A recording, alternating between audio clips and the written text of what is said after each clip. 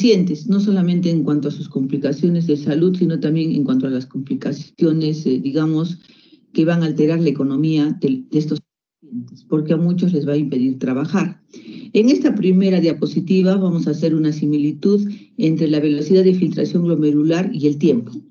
Tenemos que si tiene un 100% de función renal o de filtrado glomerular, este riñón está indemne. Pero si la función de la velocidad de filtración glomerular baja a 70 o a 65%, el avance hacia la enfermedad terminal va a ser lento, como el paso de una tortuga. Pero si baja por debajo del 50%, el avance va a ser rapidísimo, como la carrera de esta liebre, que finalmente me va a llevar a la insuficiencia renal crónica terminal y la diálisis. Otra cosa también importante que debemos tenerla desde el primer momento de esta clase son las acciones de nefroprevención que debemos realizar. Debemos controlar la dieta, el peso, reducir la proteinuria, que es importantísimo, hacer un tratamiento adecuado para la hipertensión arterial, diabetes, hiperlipidemia, hay que evitar los nefrotóxicos y impartir medidas de renoprotección.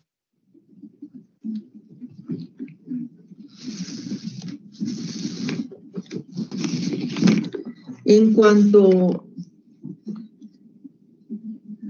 al término de insuficiencia renal crónica o definición, tenemos dos. Una que se refiere a que el filtrado glomerular debe ser menor de 60 mililitros por minuto por 1.73 metros cuadrados de superficie corporal por 3 meses o más, con o sin daño renal.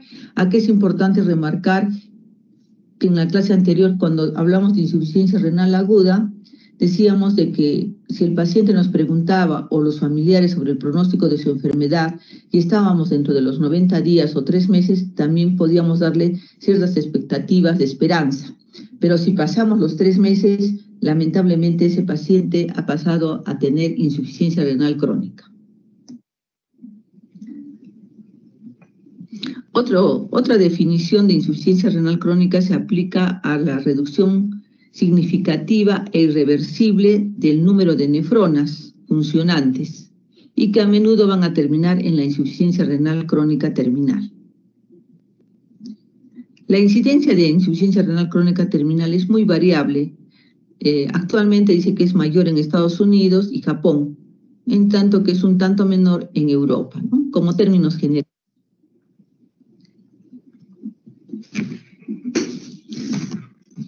Bueno, vamos a hacer un pequeño repaso acerca de las características fisiológicas, fisiopatológicas de la progresión de la insuficiencia renal crónica. Tenemos que el grupo de Brenner hizo un estudio experimental con ratitas haciendo la ablación de 2/3 o 5/6 partes del parénquima renal. Y este grupo encontró inicialmente que había una vasodilatación de la arteriola aferente con una vasoconstricción del eferente y un aumento de la presión del capilar glomerular. Pero cuando esta noxa persistía, la arteriola aferente se iba a dilatar, pero también la eferente, y iba a caer la presión del capilar glomerular. En cuanto a esta otra teoría que tenemos de la hiperfiltración, también se basan, como ustedes podrán darse cuenta, en la disminución del número de nefronas funcionantes, o sea, en parte de la ablación del parénquima renal. Y la mayoría de estos pacientes finalmente van a la insuficiencia renal progresiva.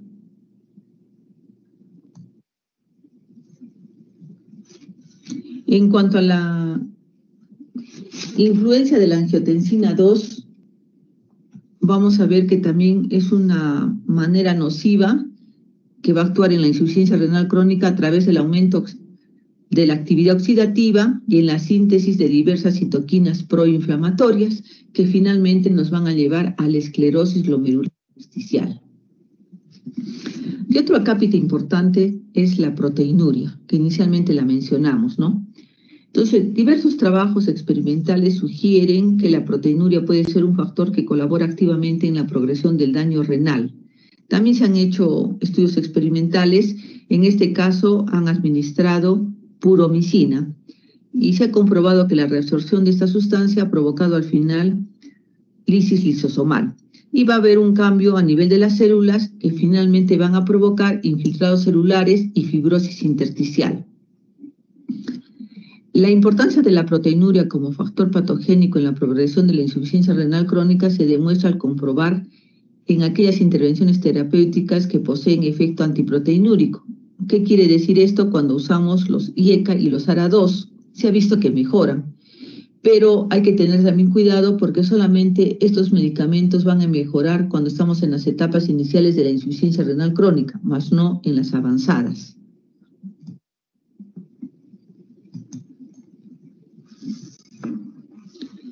La incidencia y la prevalencia de las causas de insuficiencia renal crónica varían de región en región, pero como una guía orientativa general, diremos diremos que estamos dentro del siguiente rango. La nefropatía diabética lidera este cuadro con un 10 al 40%. Últimamente se ha destacado un fuerte incremento de la nefropatía diabética. Hasta ha llegado un 40% de los pacientes que necesitan tratamiento de sustitución renal o diálisis, tanto en Estados Unidos, Canadá, Japón, y un 25% en Europa. Dado el incremento de la edad de la población de diálisis, las causas de origen vascular, como la hipertensión o la arteriosclerosis, referida en general como una nefroangiosclerosis, también han aumentado hasta un 25%. Sumadas a la nefropatía diabética, constituyen más del 50% de patología que va a ingresar a diálisis. También tenemos un porcentaje importante de las enfermedades glomerulares, que son 15 al 20%, nefropatías intersticiales del 8 al 18%, poliquistosis renal del 7 al 12%. Y vemos también con gran relevancia las causas indeterminadas, que constituyen hasta un 25%. Esto se debería a que no se puede averiguar la causa etiológica de la enfermedad, como en el caso de nuestro país, que debido a nuestro sistema sanitario y al bajo nivel sociocultural y económico, nuestros pacientes llegan a emergencia en insuficiencia renal crónica terminal. Y, por ejemplo, tenemos que si es que viene con hipertensión arterial severa, ya no sabemos si la hipertensión arterial severa provocó la insuficiencia renal crónica o es una consecuencia del cuadro de insuficiencia renal crónica terminal. Entonces, esto es importante porque también nuestro sistema sanitario está muy débil a nivel de la atención primaria para la detección temprana de enfermedades tanto como la diabetes y como la hipertensión arterial, que son tan frecuentes. Acá para que veamos la proyección global de la diabetes del año 2000 al 2030, en Latinoamérica vemos que era 13.3 al 33%, en China del 20.8 al 42.3, haciendo un 204% de incremento, y a nivel del mundo se calculó en ese momento, en el 2000, 171 millones, y en el 2030, 360 millones de pacientes. Es lo mismo que la proyección de la hipertensión arterial para el 2025. Tenemos más de 1 millón de pacientes en Latinoamérica. Y en Latinoamérica y en el Caribe, para el 2025 se ha proyectado también un incremento de pacientes en 86.3 millones. Son cantidades realmente fabulosas que debemos ya tener bastante cuidado. En cuanto a la historia natural de la insuficiencia renal crónica, la función renal está mínimamente alterada al inicio, de 70 a 100% del normal. La adaptación es generalmente completa y los pacientes, al parecer, no tienen síntomas. A medida que la destrucción de las nefronas progresa, disminuye la capacidad de concentración del riñón. Recordemos que en insuficiencia renal aguda dijimos que la primera función que se alteraba era la concentración del riñón. Entonces acá lo estamos manifestando nuevamente. Pero el riñón necesita eliminar la carga obligatoria de solutos que tenía. Y entonces la única manera que tiene en este momento es aumentar la diuresis. Y por eso ya se van a ver fases de poliuria y nicturia frecuentemente. Entonces, si un paciente nos viene con insuficiencia renal crónica terminal o insuficiencia renal crónica severa y le preguntamos desde cuándo está enfermo y nos dice 1 o 2 meses, haciendo una historia retrospectiva y preguntándole acerca de la poliuria y de la nicturia, de repente nos refiere que está hace 3 o 4 años. Quiere decir que ya hace 3 o 4 años ya tenía la enfermedad, o sea, ya estaba disminuyendo la filtración glomerular y ya se estaba manifestando de esa manera, pero que el paciente no le daba importancia.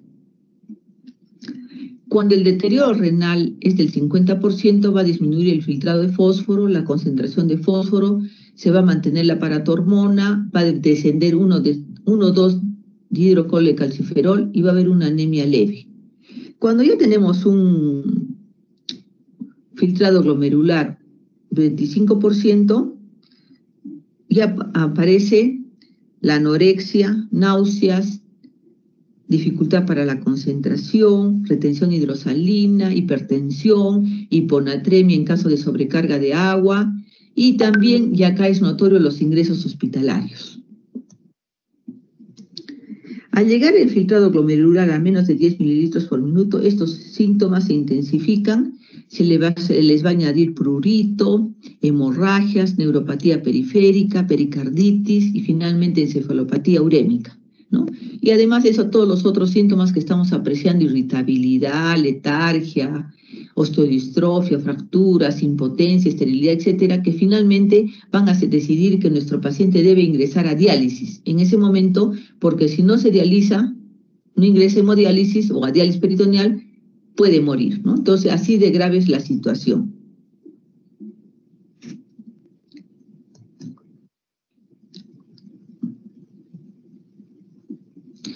Las principales manifestaciones clínicas, vamos a verlos en los diferentes aparatos y sistemas brevemente. A nivel del sistema nervioso, inicialmente los pacientes con insuficiencia renal crónica refieren dificultad en la concentración, particularmente para tareas numéricas. Si progresa la afectación neurológica, altera las funciones cerebrales, aparece obnubilación, mioclonías y en último término, convulsiones generalizadas y coma. Entonces, de esto tenemos que tener bastante cuidado, porque si nosotros ya hacemos el diagnóstico de que tiene una insuficiencia renal crónica terminal, lo más pronto debe ingresar a diálisis, porque si entra en coma va a ser muy difícil que recuperemos al paciente. Un signo clínico muy útil para poner de manifiesto que el paciente está sufriendo de encefalopatía metabólica es la presencia de asterixis o flapping tremor, ¿no?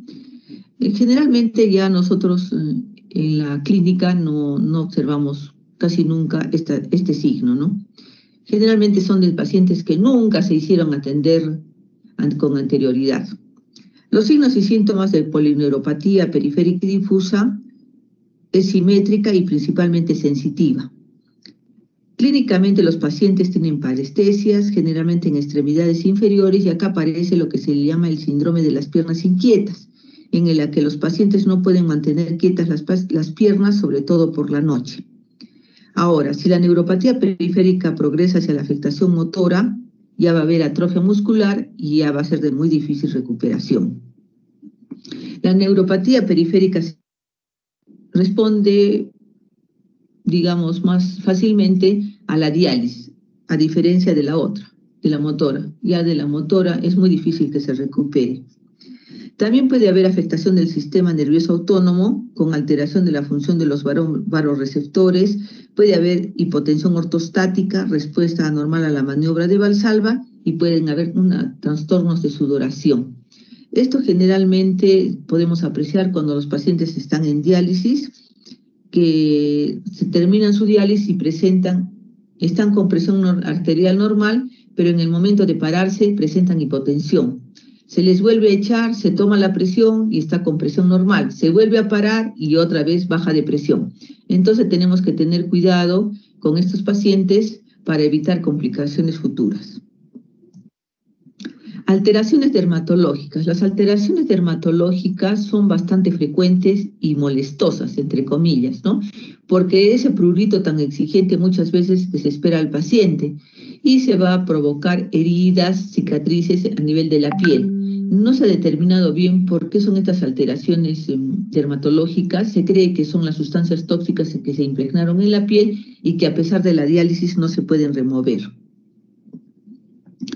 Se puede derivar al paciente a dermatología para que le dé antihistamínicos y lociones para que se pueda aplicar o sea, sintomáticos para disminuir esta molestia. En cuanto al sistema hematológico, la anemia es casi constante cuando la función renal disminuye por debajo del 30%. La única situación en donde no hay anemia es la poliquistosis renal, que pueden mantener cifras de hemoglobinas normales y de hematocrito normales. La anemia es la principal responsable de la intensa palidez con la que están los pacientes. También hay una gran disfunción plaquetaria y trastornos de la coagulación. La función inmune también se encuentra alterada y contribuye a la alta incidencia y gravedad de la infección en estos pacientes. La inmunidad celular como la humoral se hallan afectadas. Y muchas veces también dice que se ha observado que hay alergia cutánea. Entonces también por este motivo los pacientes en esta época, fundamentalmente que estamos de una epidemia por COVID-19, debemos mantener unos protocolos de bioseguridad bastante exigentes, sobre todo en las unidades de hemodiálisis. En cuanto al aparato cardiovascular, las enfermedades cardiovasculares son la principal causa de muerte de los pacientes con insuficiencia renal. La forma clínica de presentación habitual son insuficiencia cardíaca, insuficiencia coronaria, hipertensión arterial, arritmias y pericarditis. Las pericarditis generalmente ocurren cuando el paciente no se ha dializado en forma adecuada.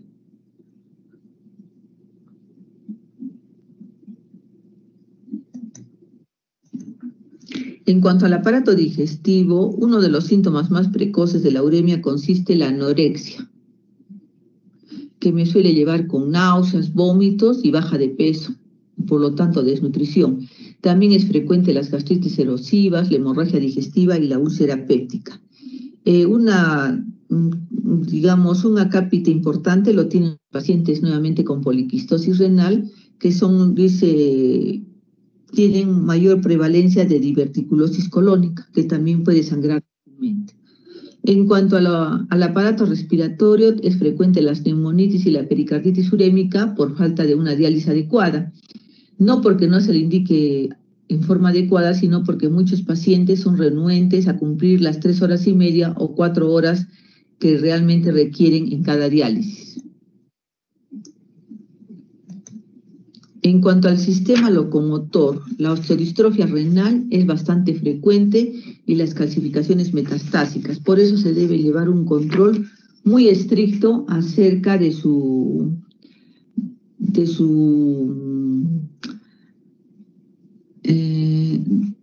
calcio, de su fósforo, y también hay que tomarles radiografías para poder determinar fácilmente estas complicaciones, ¿no? En cuanto al sistema endocrino, es importante también la anomalía de las lipoproteínas, que es el aumento de los triglicéridos. Aproximadamente 1/3 de los enfermos prediálisis pueden o no acompañarse de un moderado aumento de colesterol. La causa de la hipertrigliceridemia puede ser una disminución de la actividad de la lipoproteína lipasa hepática.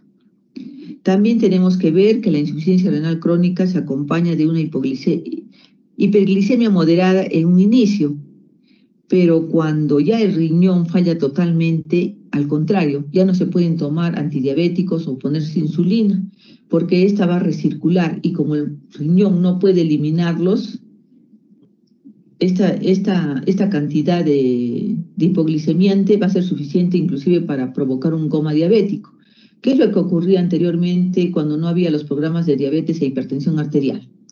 En estos programas solamente se limitaban a hacer el control, por ejemplo, de la diabetes de la glucosa, pero no miraban la función renal y de repente el paciente aparecía en trauma shock, en coma hipoglicémico. ¿Eso qué significaba? Significaba que ya el riñón estaba en insuficiencia renal crónica severa o terminal, debido a que la medicación hipoglicemiante, o sea, los antidiabéticos orales o la insulina, se estaba recirculando porque no se eliminaba y por lo tanto estaba provocando esa hipoglicemia, que era otra complicación más de este problema de la insuficiencia renal crónica. También los pacientes urémicos tienen graves alteraciones de la función sexual y reproductora. Va a haber también anomalías hormonales, aumento de la prolactina, disminución de la testosterona o progesterona, ¿no? Entonces, vamos a ver que son una serie de complicaciones que tienen que ser vigiladas muy de cerca. Y una de las cosas más frecuentes, ¿no? Vamos a hacer los trastornos electrolíticos y del equilibrio ácido básico. Es muy frecuente la hiponatremia, la hiperpotasemia, la acidosis metabólica, la hiperfosfatemia, la hipocalcemia y la hipermagnesemia. Pero quizás lo más relevante acá es la hiperpotasemia o hipercalemia, que si nosotros tenemos un acúmulo de este electrolito puede provocar arritmias y finalmente la muerte, en forma muy rápida. En cuanto al diagnóstico, el diagnóstico de la insuficiencia renal crónica va a depender de la demostración de una reducción del filtrado glomerular que se mantiene habitualmente y que va a progresar a lo largo del tiempo, como lo explicamos en la primera diapositiva.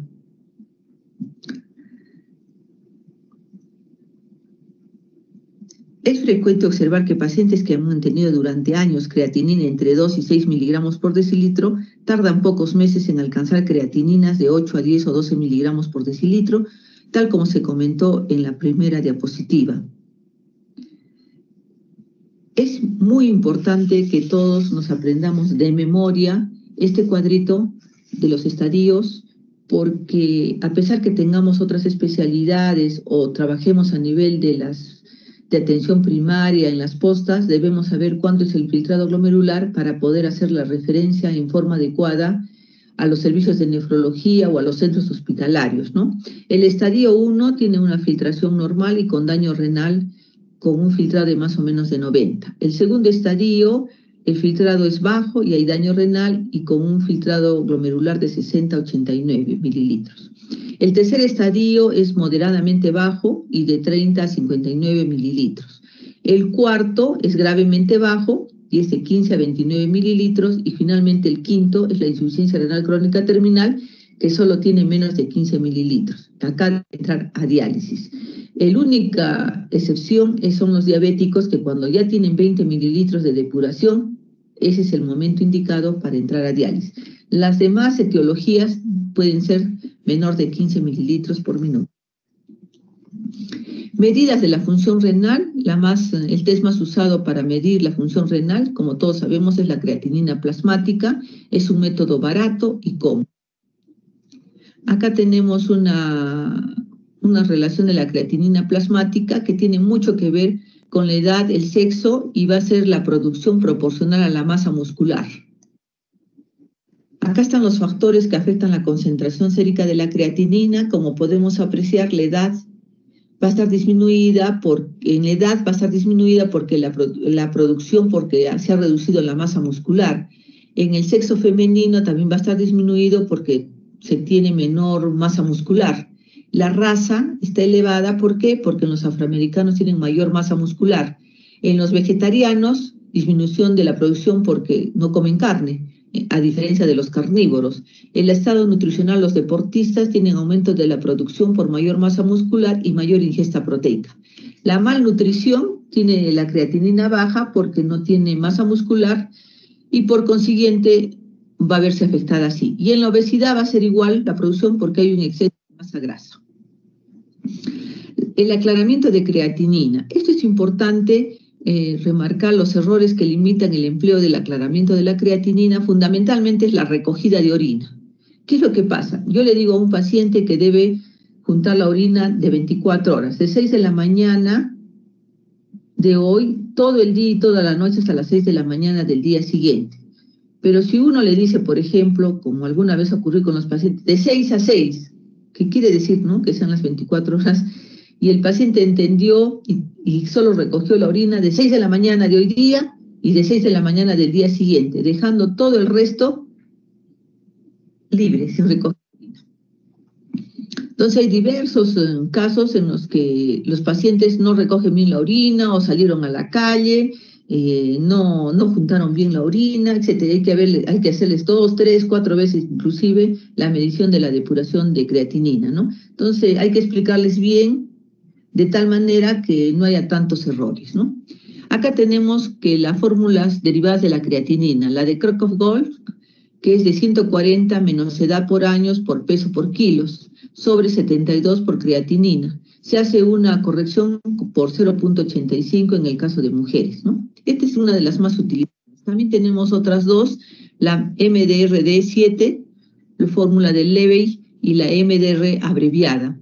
Acá tenemos algunos inconvenientes en usarlas, porque si ustedes se habrán dado cuenta, uno de los parámetros son los que son de raza afroamericana. Y bueno, nosotros no somos de esa raza afroamericana, y entonces prácticamente no nos ayudaría mucho.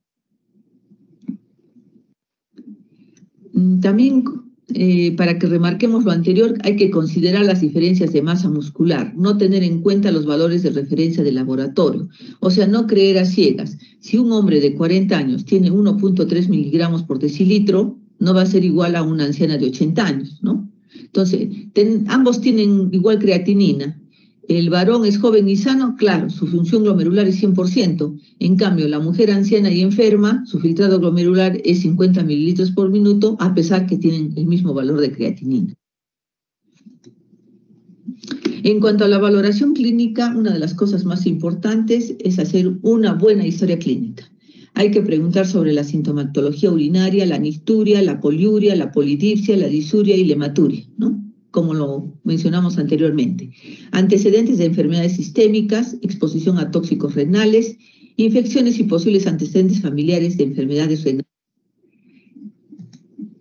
En la exploración física debemos pesarlos, tallarlos, ver si hay posibles malformaciones del desarrollo, porque eso nos indicaría que la insuficiencia renal crónica es desde muy joven o desde niño. Un examen oftalmológico completo. En la exploración neurológica se debe valorar el estado de conciencia y posibles signos de vocalización neurológica y descubrir si hay signos de neuropatía periférica y atrofia muscular, como lo mencionamos anteriormente también.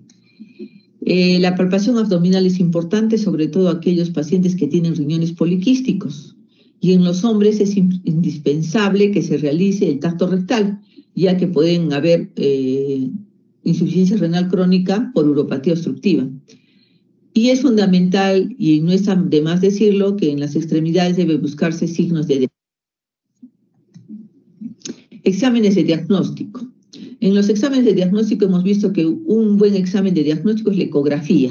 Me sirve para comprobar que existen dos riñones, medir su tamaño y descartar si hay obstrucción urinaria. Un ecodoppler para ver si hay estenosis une o bilateral de la arteria renal. Biopsia renal solo es útil en fases iniciales de la insuficiencia renal crónica, porque si el riñón está muy pequeño, vamos a de repente provocar una hemorragia y va a haber una complicación más severa, incluso la muerte para el paciente. En cuanto a la urografía intravenosa, está de más decir que ya no la podríamos utilizar, porque ese riñón ya está dañado y con la sustancia de contraste empeoraría su función. Factores de riesgo de la enfermedad renal crónica. Esto también es muy importante, y si ustedes habrán visto, este es de la Organización Panamericana de la Salud, que nos ha puesto hincapié en que debemos considerar los siguientes de primordial orden. Primero, la diabetes. En segundo lugar, la hipertensión arterial. En tercer lugar, la obesidad. Hay otros factores con menor relevancia, como la edad avanzada, la historia familiar de insuficiencia renal crónica, masa renal disminuida, bajo peso al nacer, raza negra y otras minorías étnicas. Pero como cuarta posibilidad es el nivel socioeconómico bajo, debido a que de repente por este ítem nosotros no vamos a tener una atención adecuada ante las diversas enfermedades, como por ejemplo las diarreas, deshidrataciones, problemas infecciosos, porque si no tenemos dinero no podemos hacernos tratar adecuadamente, si quieren, una posta, ¿no? Entonces vamos a tener de repente complicaciones. Por eso ellos han considerado todos estos factores como factores de riesgo de la enfermedad crónica. Esta es solamente una apreciación de que si aumenta la severidad de la hipertensión arterial, van a aumentar muchos factores, tales como la creatinina, la microalbuminuria, la macroalbuminuria, la hipertrofia ventricular izquierda y los eventos cardiovasculares, ¿no? Como hemos mencionado, es la primera causa de muerte de los pacientes con insuficiencia renal crónica. Bueno, después de haber sacado el estadio de nuestros pacientes, vamos a encontrar que si ya tenemos un paciente con menos de 25 mililitros de depuración y está en la consulta clínica, es obligación nuestra decirle que tiene que elegir ¿Qué técnica se va a utilizar? ¿Fístula arteriovenosa o diálisis peritoneal? Y también debemos introducirlo al protocolo de trasplante renal. Debemos controlar bien su dieta, la hipertensión, el aparato cardiovascular, la acidosis, anemia, metabolismo del fósforo y del calcio. Y debemos hacer una consulta de nutrición personalizada, de tal manera que el paciente pueda ingerir sus alimentos de acuerdo a lo que acostumbra en su casa y también de acuerdo a lo que sus medios económicos le permiten. Porque si nosotros hacemos una hoja muy buena en cuanto a las exigencias nutritivas, pero de repente el paciente no la va a poder cumplir.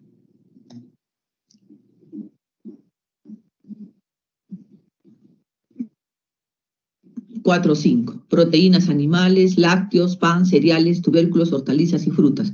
Sí, pero muchas veces cuando se ha conversado con el paciente, muchos de ellos no comen carne una vez a la semana o quizás nunca, no toman leche. Entonces, por eso es que la consulta de nutrición es importantísima para que puedan, digamos, suplir los alimentos, las proteínas, con los consejos de la nutricionista, algunos otros alimentos que sean más baratos, pero que tengan también proteínas. Y la sal. El agua es importantísimo porque el paciente generalmente en esta fase tiene mucha sed y toma bastante agua. Solo si orina puede tomar, digamos, la cantidad que toma debe ser igual a la que orina. Pero si no orina, debemos controlar esa cantidad de agua, si no fácilmente va a ir al edema agudo de pulmón. Entonces, generalmente se recomienda que se pongan hielo en los labios y eso aplaca un poco la sed. No se debe utilizar la sal porque eso también aumenta la sed. Las medidas que pueden frenar la insuficiencia renal crónica es el control estricto de la presión arterial, que va a reducir la presión intraglomerular. Los YECA, como mencionamos anteriormente, tienen efecto renoprotector, hipotensor, reducen la resistencia de la arteriola eferente, bloquean la angiotensina 2, reducen la proteinuria, pero si ya la creatinina está por encima de 4 miligramos, casi no tienen ninguna acción. Hay que utilizar hipolipemiantes, aceite de pescado o omega 3.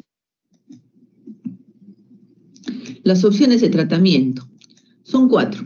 La hemodiálisis, conocida por todos nosotros, la diálisis peritoneal continua ambulatoria, que se hacen 4 veces por día, la diálisis peritoneal automatizada, en la cual me realizo en la noche con una máquina. Generalmente la van a optar los jóvenes estudiantes o la gente que trabaja. Y el trasplante renal, que se vendría a ser la forma más óptima de sustitución renal. Durante la sesión de hemodiálisis es una sesión de 3 horas y media a 4 horas. La sangre sale a través de unos tubos, el rojo es el arterial, el azul es el venoso, el dializador va a ser el ente que va a limpiar las impurezas, en otras palabras, que va conectada a una máquina. Son 3 veces por semana y suele realizarse en un centro hospitalario. Acá tenemos el ejemplo de una fístula arteriovenosa. Como verán, está bien dilatada porque las agujas que se utilizan son gruesas. ¿Qué hacemos cuando un paciente viene en insuficiencia renal crónica terminal y no tiene fístula? Que es la mayoría de veces. Lo que se tiene que hacer es colocar un catéter, o sea, conseguir un acceso vascular para poder dar el tratamiento de sustitución renal en forma que es la hemodiálisis. Tenemos los catéteres que se les clasifican en temporales o permanentes. Los temporales son aquellos que duran no más de un mes y los permanentes son aquellos que van a durar más de un año por lo menos, ¿no? Que le da tiempo al paciente a realizarse su fístula venosa. Acá tenemos que son 3 clases, generalmente los que se colocan en vena subclavia, vena femoral, vena yugular. El femoral es el que menos va a durar porque es a nivel de un gran vaso, el femoral, y entonces puede haber fácilmente infecciones, ¿no? Y pueden llevar a la muerte porque pueden provocarse una endocarditis bacteriana y sería fatal. Además de eso, no permite buena movilidad y generalmente se pone cuando el paciente está hospitalizado. Los otros 2 son a nivel del cuello y que también estéticamente a algunos pacientes no les gusta, ¿no? Aunque no valoran que es la única manera de salvar su vida. Acá tenemos ejemplos de los catéteres para que puedan visualizar. Acá está un paciente que está echado en su camilla tiene su fístula y tiene acá el lado rojo es el lado arterial, el lado azul es el lado venoso, este es el dializador y tenemos la máquina de hemodiálisis. La máquina de hemodiálisis que es digitalizada y tiene múltiples parámetros para manejar la diálisis del paciente e inclusive tiene para medir la presión arterial y si es que hay algún desajuste, la máquina tiene una alarma que nos permite darnos cuenta de cualquier alteración. También otra forma de diálisis es la diálisis peritoneal. Fue creada por el doctor Henry Tenkov. Acá está el catéter con dos retensores o apps. Acá tenemos todos los aparatos que se utilizan en una diálisis peritoneal y tenemos que la implantación de catéteres pueden ser manual percutánea, manual con troca y quirúrgica. Acá tenemos la diálisis peritoneal con su bolsita, que es la que tiene líquido, y esta es la otra bolsita que sirve para eliminar el líquido. Es un tratamiento bastante sencillo para realizar, lo pueden hacer hasta los niños. Acá tenemos otro paciente en la que tiene su catéter de diálisis peritoneal y este es el CAF, el celeste con blanco que se debe poner cada vez que se termina de hacer la diálisis peritoneal. Recordemos que en el día son 4 veces. La diálisis peritoneal continua ambulatoria utiliza la membrana peritoneal como que fuera el dializador, ¿no? Entonces, el hemodiálisis es el dializador, el que hace esa función, y acá es la membrana peritoneal. Acá tenemos la diálisis peritoneal automatizada con cicladora, que va a utilizar más bien, a diferencia de la otra, que en la ambulatoria continua que utiliza bolsas de 2 litros o 2 litros y medio, acá son de 5 litros, ¿no? Y que se realiza durante toda la noche. Acá tenemos una diapositiva en la que nos muestra de que el gran avance del tratamiento de sustitución renal, ¿no? De la diálisis. En China 30.000, en Latinoamérica 82.000, o sea, son cifras bastante altas, como nos vamos a dar cuenta. En el 2010 se había proyectado en China 80 millones de nefrópatas crónicos, 30 millones de diabéticos y 1 millón requiere diálisis. Los costos son altísimos. Cada sesión cuesta más o menos 300 soles, entre 3 sesiones por mes, 3 sesiones por semana, perdón, serían 12 sesiones por mes. Entonces, más o menos los costos, vamos viendo, son altísimos, ¿no? Tanto son los costos que están asociados a la insuficiencia renal crónica y los tratamientos de sustitución renal serán insostenibles aún para los países desarrollados, ¿no? Entonces, este es un gran problema, no solamente de salud, sino también económico para todos los países. Este es un plan nacional de salud renal que se intentó hacer acá en el 2008 en eSalud. Como ustedes podrán ver, fundamentalmente es para la promoción y prevención, que realmente no ha habido oportunidad que la desarrolle hasta la fecha el eSalud, ¿no? Que sería algo ideal que se pueda ir instalando en los centros de atención primaria para poder disminuir esta alta cantidad de pacientes, tanto con enfermedad renal crónica terminal en diálisis o también los pacientes con enfermedad renal crónica severa, ¿no? Acá tenemos la prevalencia de tratamiento sustitutivo renal en Latinoamérica y vemos que el Perú también tiene un alto porcentaje a nivel de todos los países de Latinoamérica. Y finalmente vamos a ver que la enfermedad de la insuficiencia renal crónica terminal es como este iceberg, que solamente miramos el estadio 5, o sea, los que tienen mortalidad y morbilidad conocida. En cambio, los estadios 1, 2, 3 y 4 no los vemos. Es una morbilidad desconocida y es un grupo vulnerable. Entonces, lo que nosotros deberíamos tratar de hacer con la atención primaria y la prevención sería tratar de diagnosticar estos estadios 1, 2, 3 y 4 para que no lleguen al estadio 5. Bueno, para completar la clase de insuficiencia renal crónica, primero vamos a hacer un caso clínico que les vamos a dejar con las partes teóricas y para que ustedes reflexionen sobre las probables respuestas. Y la segunda parte es un caso clínico mucho más simple y comenzaremos ahora. Se trata de un paciente varón de 65 años, diagnosticado hace 7 años de hipertensión arterial, 2 años después le diagnostican diabetes mellitus tipo 2. Acude a consultor externo para su control y reevaluación de su enfermedad. Entre sus antecedentes personales está que es fumador de 12 a 15 cigarrillos por día, pero que dice que los dejó hace 5 años. Bebedor de vino, de 150 mililitros aproximadamente por día, hipertensión y diabetes mellitus. Y lo tratan con metformina e hidroclorotiazida. Insomnio en el tratamiento, como loprosalón, 1 mililitro. Antecedentes familiares de importancia: padre fallecido a los 84 años de neo de colon, madre de 80 años viva, diabetes, hipertensión y hipercolesterolemia, hermanos 3, uno tiene diabetes mellitus. Al examen físico, pesa 87 kilos con 300 miligramos, talla 1.74, IMC 29 kilogramos por metro cuadrado, presión arterial 154/95, frecuencia cardíaca 68. Circunferencia de cintura, 105 centímetros. El resto del examen negativo. Entre los exámenes complementarios se le pidió un hemograma que salió normal, glicemia 182, hemoglobina glicosilada 8.1, colesterol total 256, HDL 39, LDL 167 miligramos por decilitro y triglicéridos 247 miligramos por decilitro. El ácido úrico elevado 7.4, urea 43 y la creatinina 1.3 miligramos por decilitro. Sedimento urinario normal. Índice albúmina creatinina 74 miligramos por gramo. Al electrocardiograma es un ritmo sinusal, eje izquierdo sin alteraciones y al fondo de ojo hay retinopatía no operativa. En la impresión diagnóstica debemos considerar diabetes mellitus tipo 2, hipertensión arterial, sobrepeso, obesidad abdominal, dislipidemia, tabaquismo, retinopatía diabética, aumento de la excreción urinaria de albúmina, ligera elevación de la creatinina, síndrome metabólico. A la pregunta 1, ¿considera que el paciente tiene afectación renal? Y nos vamos a hacer los siguientes ítems. Con los datos que tenemos, ¿no podemos decir que el paciente presenta patología renal? ¿El paciente presenta afectación renal? ¿El paciente presenta un riesgo mayor de presentar afectación renal en el futuro? Y finalmente, el paciente no va a presentar con casi toda seguridad patología renal.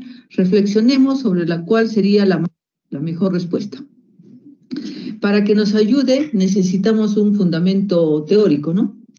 Y vamos a utilizar la definición de enfermedad renal crónica y la que nos dice que el daño renal durante al menos 3 meses definido por anormalidades estructurales o funcionales del riñón como sin descenso del filtrado glomerular manifestado por anormalidades patológicas o con marcadores de daño renal que incluyen alteraciones en la composición de la sangre u orina y o alteraciones en los test de imagen.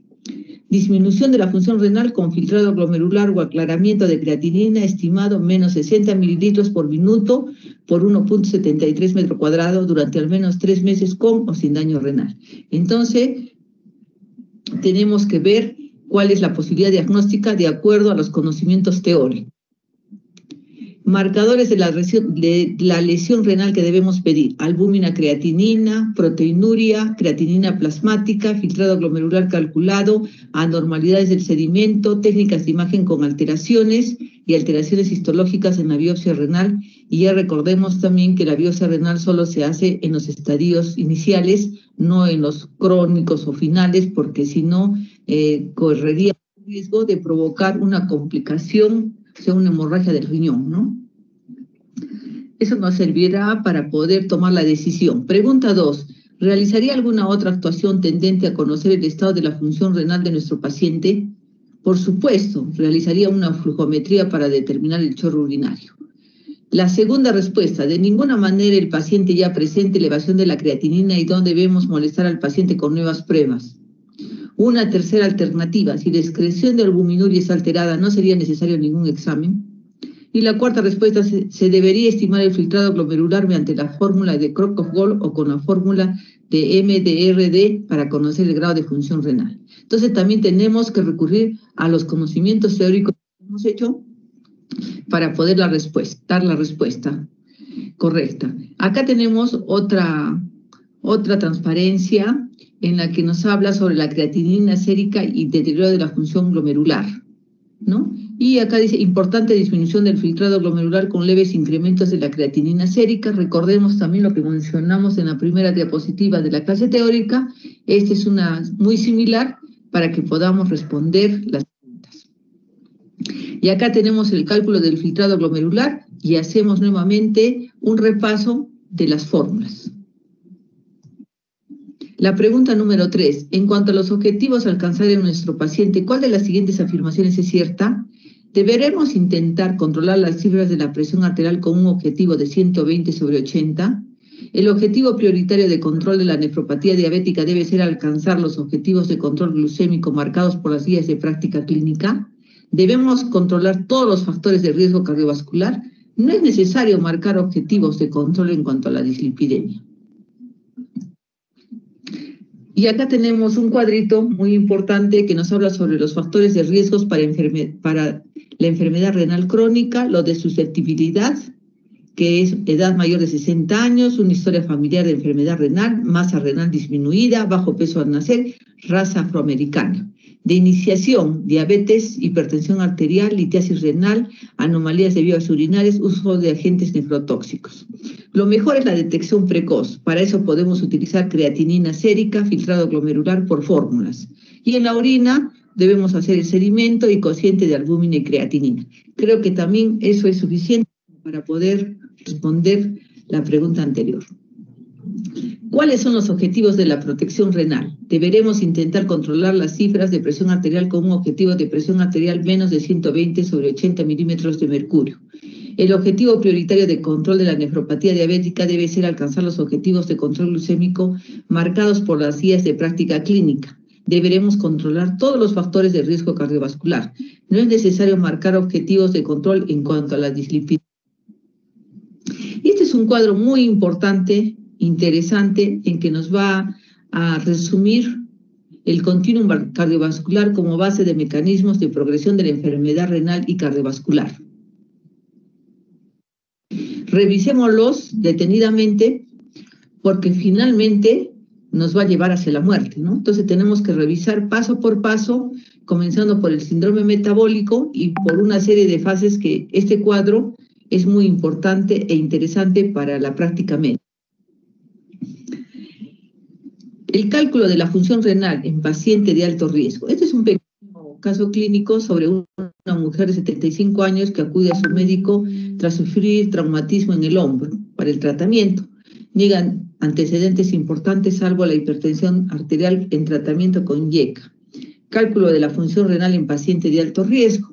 La exploración física tiene una presión arterial de 145/86, una frecuencia cardíaca de 85 por minuto y pesa 65 kilos. Le tengo que pedir exámenes de laboratorio. ¿Cuáles serían esos? La creatinina, que salió en 1.1 miligramos por decilitro, la urea 33 miligramos por decilitro, el potasio 5 miliequivalentes por decilitro, hemoglobina 11.1 por decilitro, hematocrito 34.5% y la orina normal.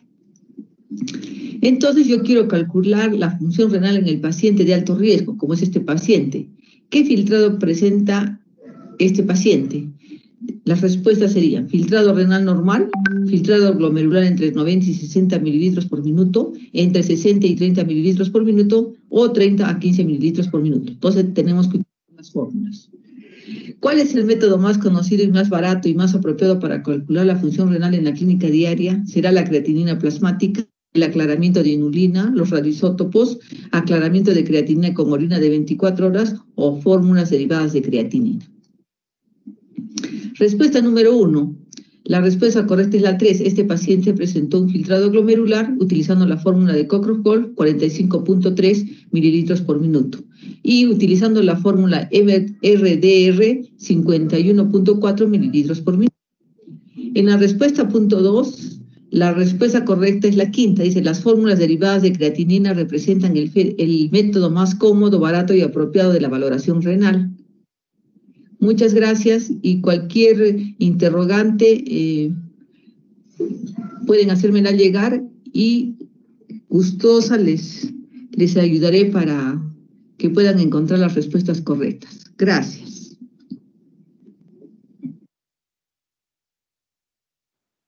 Gracias, chicos, por la asistencia.